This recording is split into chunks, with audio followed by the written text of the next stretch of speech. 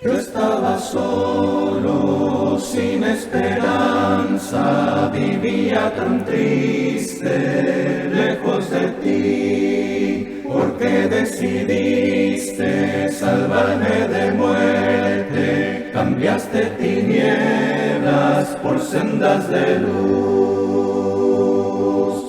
Por tu gracia, Señor, alcancé la salvación. Por tu gracia, Señor, limpio soy del pecado, limpio soy.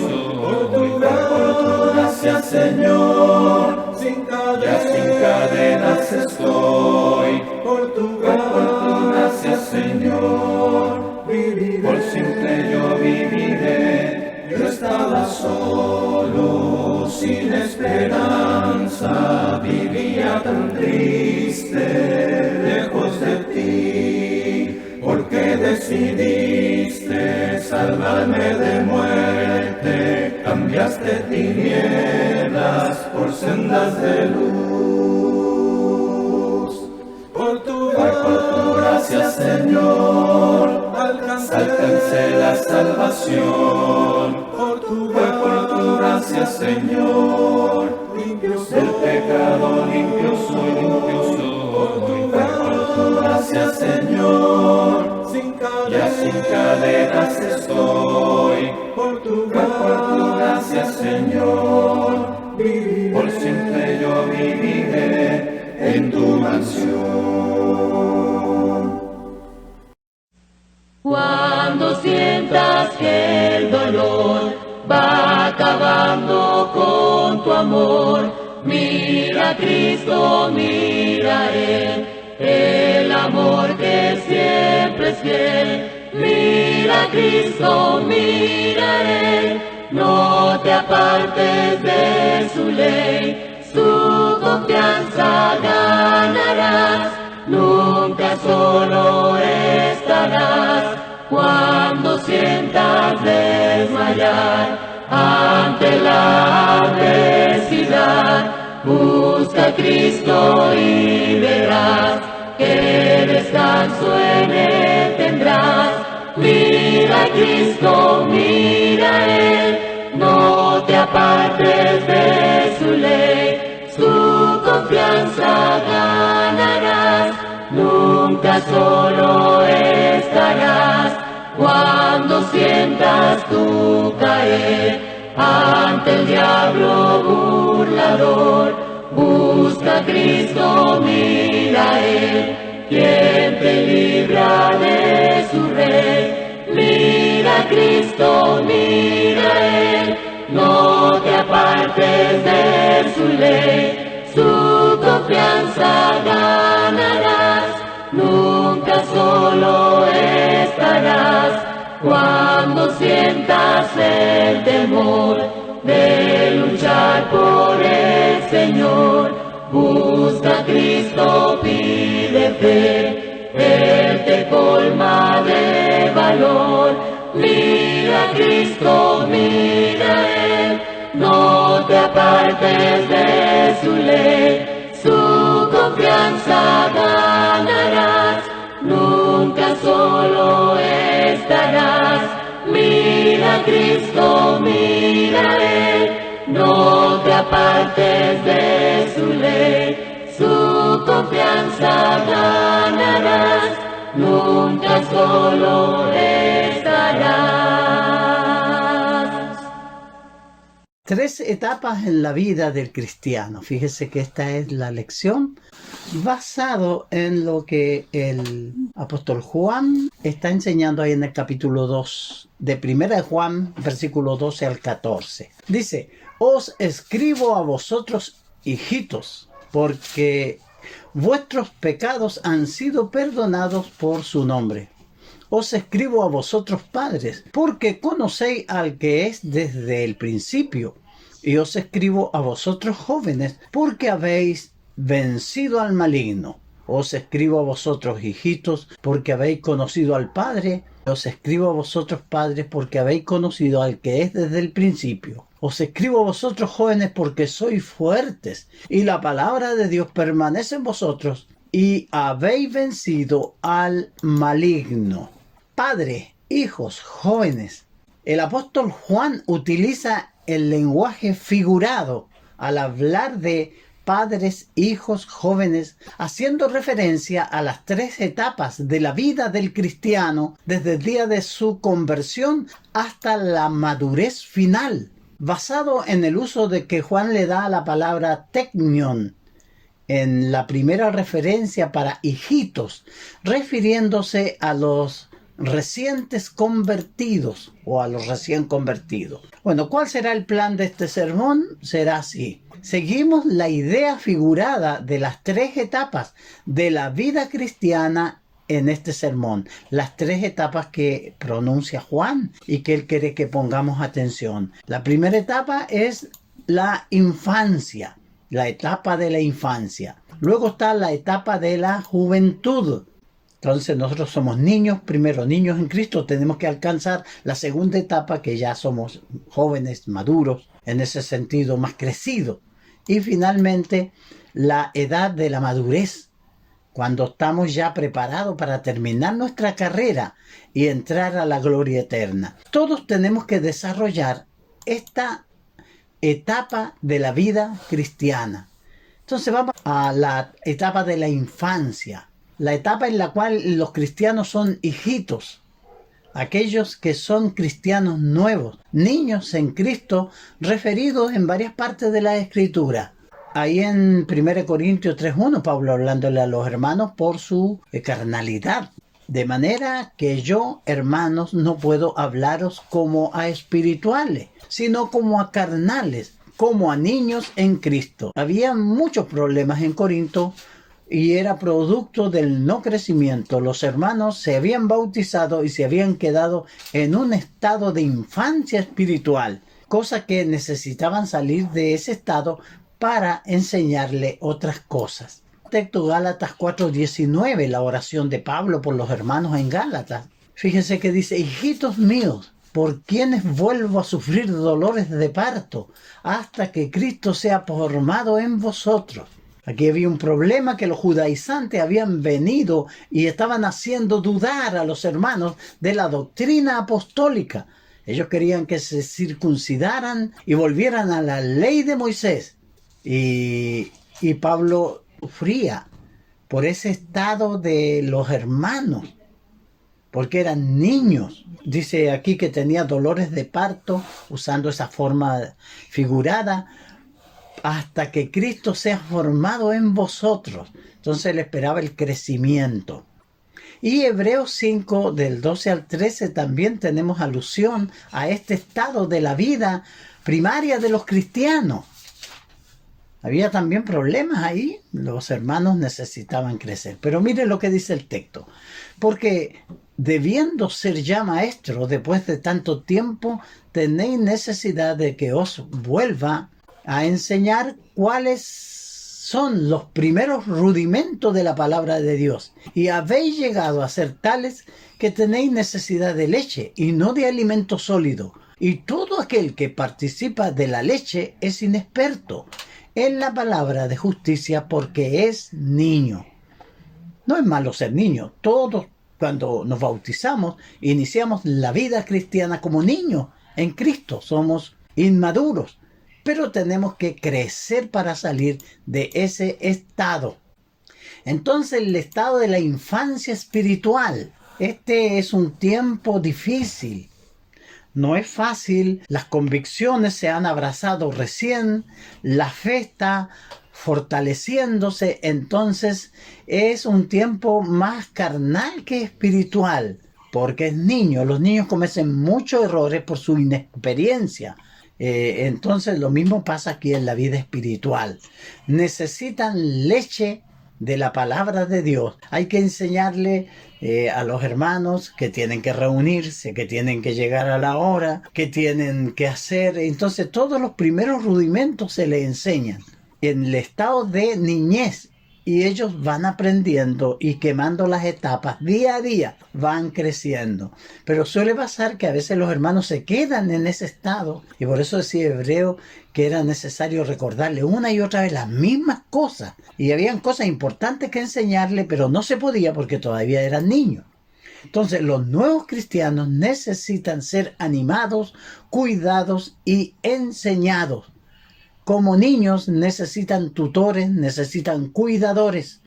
En la familia Dios puso a los padres para que guiaran a los niños en su crecimiento. Entonces los nuevos cristianos son animados por Juan. Son niños pero tienen vida eterna en Cristo, les dice ahí en el 5, 11 y 12 de Primera de Juan. Y este es el testimonio, que Dios nos ha dado vida eterna. Y esta vida está en su Hijo. Y el que tiene al Hijo tiene la vida, y el que no tiene al Hijo de Dios no tiene la vida. En este caso ellos se habían convertido, y Dios le había dado vida eterna, y ellos tenían vida eterna, pero tenían que seguir creciendo. Por este motivo Juan desea que ellos continúen creyendo. El 5:13 dice, y estas cosas os he escrito a vosotros, que creáis en el nombre del Hijo de Dios, para que sepáis que tenéis vida eterna y para que creáis en el nombre del Hijo de Dios. Entonces son cosas que tienen que entender los niños en Cristo para ir incentivando su crecimiento. Nosotros vemos el crecimiento espontáneo en nuestros hijos. De pronto van creciendo, ya caminan, corren, luego van al colegio, luego saben leer y los vemos ya que se hacen jóvenes. La vida cristiana es igual, dice Juan. Entonces, cuando un niño en Cristo es alimentado con la leche de la palabra de Dios, haciendo buen uso del poder limpiador de la sangre de Cristo, permaneciendo en comunión con el Padre y participando en la vida eterna, no pasará mucho tiempo para que entre en la etapa siguiente, que es la etapa de la juventud espiritual. Fíjese que tiene que ser alimentado. ¿Cómo son de majadera las mamás? Tómate la leche, come fruta. Y le dan cosas que a veces a los chicos no les gustan, pero y le exigen que se los coma. ¿Por qué? Para que crezcan. Igualmente los hermanos nuevos en Cristo necesitan ir a las reuniones, necesitan tener conocimiento de la palabra de Dios. Los hermanos que estamos trabajando en eso nos esforzamos para que puedan todos tener ese crecimiento espiritual. Fíjese, y por eso presentamos las lecciones que usted oye para que vayan creciendo espiritualmente y madurando. Entonces pasamos a la segunda etapa, la juventud. Esta etapa en la cual los cristianos son jóvenes.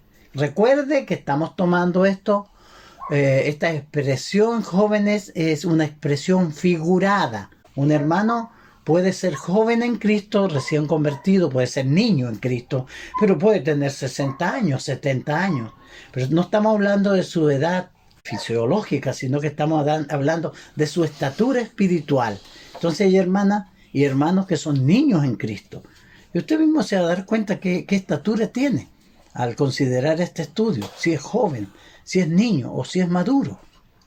Fíjese que aquí, en la etapa de la juventud, se refiere a los cristianos, hombres o mujeres jóvenes o viejos, cronológicamente, quienes son fuertes en el Señor. Salieron de la etapa de niño, ya pasaron la etapa de niño en Cristo, ahora ya están más fuertes. La mamá los deja salir a jugar solos, corren, andan en bicicleta, son más independientes. Pero cuando tienen 3 años y andan en bicicleta, la mamá va corriendo detrás de ellos, el papá o los hermanos mayores, cuidándolo para que no caiga. Pero ahora ya no, está joven, entonces los dejamos que ande solos. Y ahí va. Y en la vida espiritual es semejante. Entonces pasó la primera etapa y ahora es joven. Vencedores sobre el pecado. Lo que dice nuestro texto. Os escribo a vosotros jóvenes porque habéis vencido al maligno. Os escribo a vosotros hijitos porque habéis conocido al Padre. Os escribo a vosotros padres porque habéis conocido al que desde el principio os he escrito a vosotros jóvenes, porque sois fuertes, y la palabra de Dios permanece en vosotros, y habéis vencido al maligno. No son perfectos o sin pecado, están luchando, pero tienen esa solidez de la juventud. Pueden superar las etapas. Entonces no se trata que no pequen nunca, no estamos hablando de eso, porque están luchando ellos contra el pecado. Por eso Juan en su carta 1:8 dice: si decimos que no tenemos pecado, nos engañamos nosotros mismos y la verdad no está en vosotros. La vida sobre la tierra siempre es un camino resbaloso con respecto al pecado. Es probable que fallemos, que pequemos. Todos, nadie puede pararse al terminar el día o ir a la presencia del Señor y decirle: gracias, Señor, porque hoy día yo no pequé en ningún momento. Tiene que haber pasado durmiendo, porque siempre estamos o haciendo malos juicios, pensando mal, y siempre estamos haciendo cosas que vamos a ofender al Señor, que conoce nuestros corazones. Y a veces nosotros nos damos cuenta: mira lo que estoy pensando, qué necio soy. Y uno se reprende porque no quiere desarrollar ese carácter, quiere desarrollar el carácter del Hijo de Dios, que es en santidad. Entonces, como jóvenes, no son perfectos o sin pecado, están luchando, se dan cuenta para dónde van, se dan cuenta quiénes son. No son niños ahora que tienen que estar cuidándolos, sino que ahora ellos mismos se están autodisciplinando para seguir adelante. Su fe ha tenido tiempo para ser probada. En el tiempo han demostrado que han nacido de Dios. Como dice el 1 Juan 4:4. Hijitos, vosotros sois de Dios y los habéis vencido, porque mayor es el que está en vosotros que el que está en el mundo. Se da cuenta, esto es una lucha, y Juan le dice: vosotros, hijitos, vosotros sois de Dios, porque está luchando. El hombre de Dios entiende todo esto y lucha para crecer y madurar. Y sigue diciendo Juan en el 5:4 y 5, porque todo lo que es nacido de Dios vence al mundo. Y esta es la victoria, que ha vencido al mundo, nuestra fe. ¿Quién es el que vence al mundo sino el que cree que Jesús es el Hijo de Dios? Fíjese que esta victoria del joven en Cristo que salió de la etapa de niñez, ahora es maduro, tiene principios fijos. Al hermano no hay que andarle avisando que tiene que ir a reunión, él mismo sabe y se prepara para estar en las reuniones, está demostrando su madurez. Los jóvenes entienden, están creciendo, están luchando y han vencido al mundo. La fuente de su fortaleza es la palabra de Dios, como dice el versículo 14 de nuestro texto de estudio: os he escrito a vosotros, padres, porque habéis conocido al que es desde el principio. Os he escrito a vosotros, jóvenes, porque sois fuertes, y la palabra de Dios permanece en vosotros, y habéis vencido al maligno. El ejemplo que tenemos de David en el Salmo 119:11. En mi corazón he guardado tus dichos para no pecar contra ti. Entonces, el que está en esa edad de juventud espiritual está pensando siempre en la palabra de Dios, guardando la palabra de Dios para no pecar contra Dios. Es que está consciente de su vida. A veces la gente y el diablo le dice: ¿cómo vaya a vivir una vida así tan restrictiva tú? Vive la vida, goza, pero ese goce que ofrece el diablo es pecaminoso y va a destruir la vida de la persona. Todos los que se entregan al pecado se hunden en la fornicación, en el adulterio, todos los que se meten a los vicios y todas las personas que no respetan la palabra de Dios siempre van a tener un fin muy malo. Pero las personas que se autodisciplinan poniendo la palabra de Dios como su meta van a ser prosperados. Claro que sí, van a crecer, van a tener la bendición de Dios. Tenemos un consejo de Pedro ahí en el capítulo 2 de 1 Pedro, versículo 2. Desead como niños recién nacidos la leche espiritual no adulterada, para que por ella crezcáis para salvación. Fíjese que esa fuerza del joven está en la palabra de Dios. Por eso un hermano en que está en el proceso, en la etapa de la juventud espiritual, es un hermano que siempre va a estar aprendiendo, que siempre va a querer saber. Así mientras demuestran una y otra vez que son fuertes en el Señor, ellos progresan a la etapa final de la vida cristiana. Entonces están ahí creciendo, madurando, hasta que ya son más maduros y logran entrar a la otra etapa, que es la vida de madurez, la etapa de la madurez. Siempre debemos recordar que estamos tomando estos términos en forma figurada. En término padre, aquí es figurado.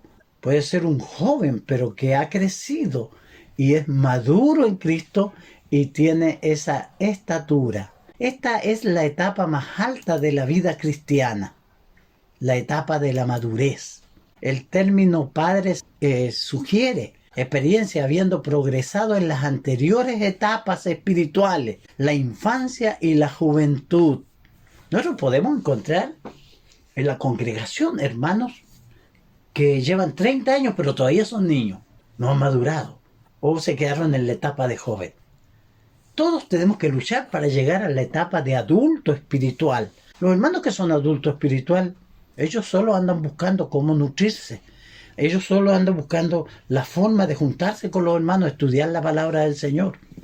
Ellos anhelan conocer más de Dios, estar en comunión con los santos. ¿Por qué? Porque su estatura, fíjese que no hay que ir a avisarle, hermano, hoy día tenemos reunión. Ellos van a ir solitos porque han logrado esa estatura, esa estatura de madurez. Han producido descendencia espiritual llevando a otros a Cristo. Fíjese que eso es muy importante. El hermano no solo se va a salvar solo para él, sino que va a procurar salvar a su esposa, a su familia, a su entorno, y va a luchar por llevar amigos a Cristo. El apóstol Pablo, hablándole a los hermanos en Corinto con respecto a su visita a esa ciudad. Pablo llegó a una de las peores ciudades que había en el Asia, Corinto. Era una ciudad corrompida totalmente. A ningún evangelista se le hubiese ocurrido ir ahí, porque la gente ahí era extremadamente pecadora. Imagínense, estaban totalmente corrompidos.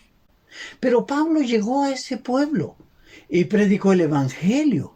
Por eso en el capítulo 6 habla de los que se habían convertido, que eran ladrones, estafadores, afeminados, homosexuales, borrachos. Todo ese tipo de gente había dejado esa vida y se había convertido al Señor. Y él, en una discusión que tiene, los falsos maestros habían llegado a Corinto y ponían en duda su ministerio. Y él les recuerda con respecto a esto y se dirige a los hermanos aquí en el capítulo 4, versículos 14 y 15. Dice, no escribo esto para avergonzaros, sino para amonestaros como a hijos míos, amados. Porque aunque tengáis 10,000 años en Cristo, no tendréis muchos padres, pues en Cristo Jesús yo os engendré por medio del Evangelio. ¿Qué le dice Pablo a los hermanos? Esta carta se la dirige a los hermanos en Corinto. Ahora habían llegado muchos falsos maestros, habían llegado muchos impresionantes predicadores, pero algunos estaban torcidos y predicando no el Evangelio puro. Por eso Pablo les dice que él les escribe no para avergonzarlos a ellos, sino que para amonestarlos como hijos amados. Y él les dice, aunque ahora tengan ahí 10,000 ayos o 10,000 tutores o 10,000 maestros enseñándoles, aunque tengan 10,000 años, dice, no van a tener muchos padres, porque él fue y predicó y puso la semilla de salvación, el Evangelio, en sus corazones. Por eso le dice, no tendréis muchos padres, pues en Cristo Jesús yo os engendré por medio del Evangelio. Y él se dirige de esta forma a los hermanos. Entonces, en ese estado de madurez, el hermano está preocupado de llevar a otros a Cristo y por eso tiene una descendencia espiritual. Ese es el hermano crecido, maduro, que está en esa etapa. Solo con el tiempo podemos andar como él anduvo, como dice aquí el capítulo 2, versículo 6, el que dice que permanece de él, debe andar como Él anduvo. Entonces, en esa etapa de madurez, fíjese que es una etapa linda. Imagínese tener 15 hermanos en la iglesia así de maduro, de crecido, trayendo gente a Cristo, interesado en la evangelización.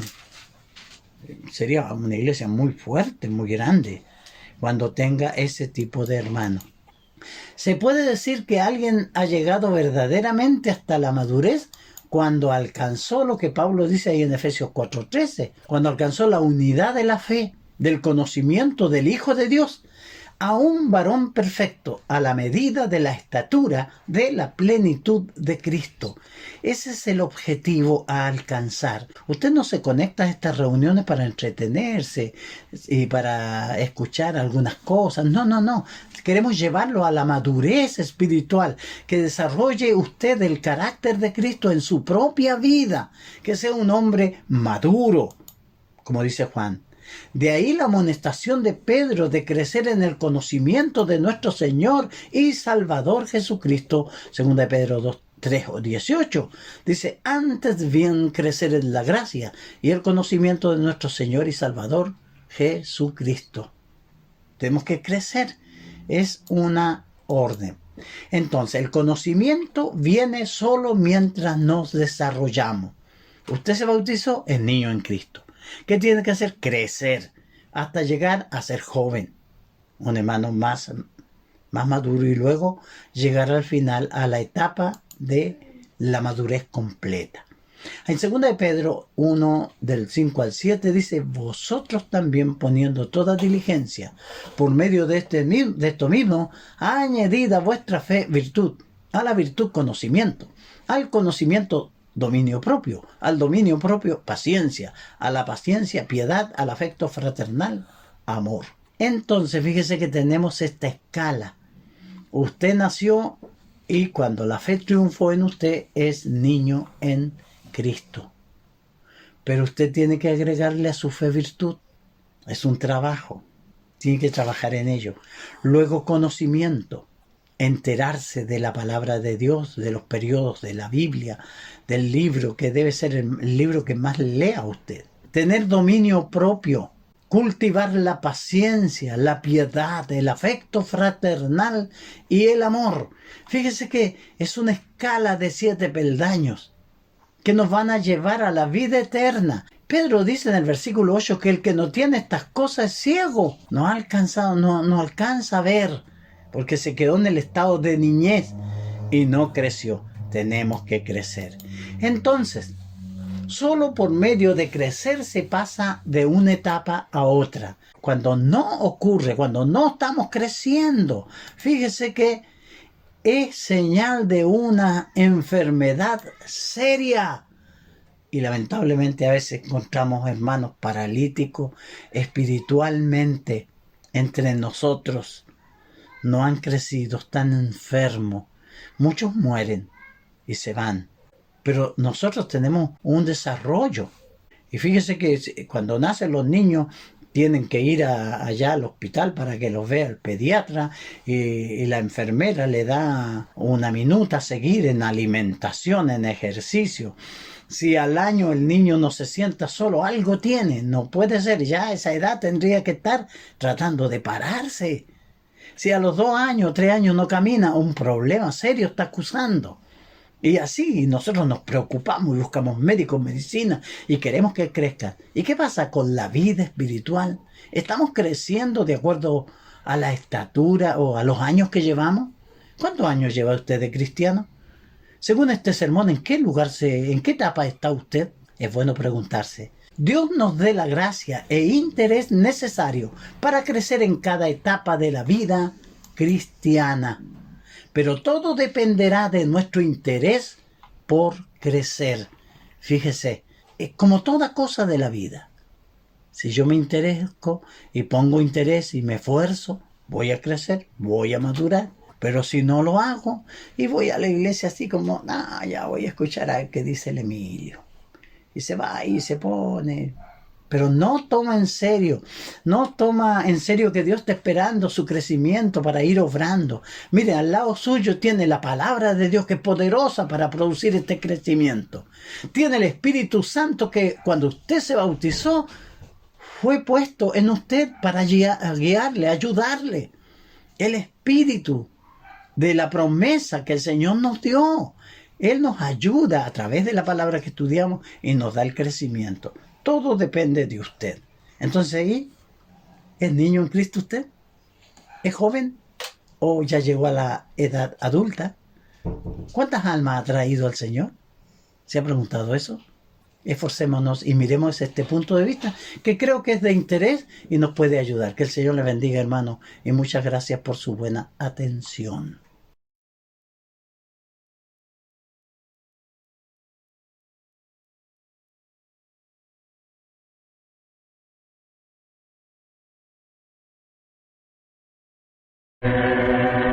Andar cerca de ti, junto a ti quiero vivir,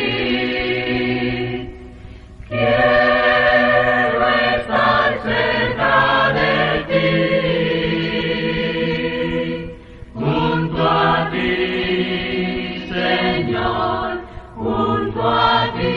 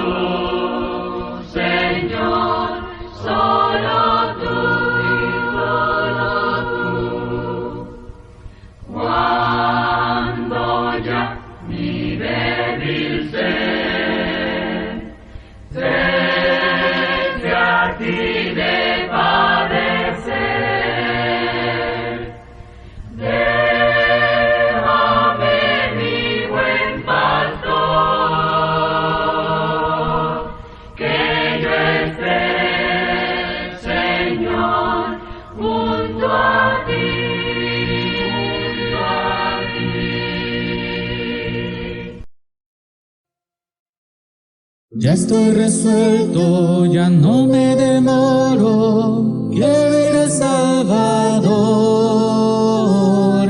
Cosas sublimes, cosas más nobles, son las que busco hoy. Ya voy pronto hacia Él, pronto gozoso y fiel. Cristo llama y salva hoy, yo me rindo a Él, yo me rindo a Él.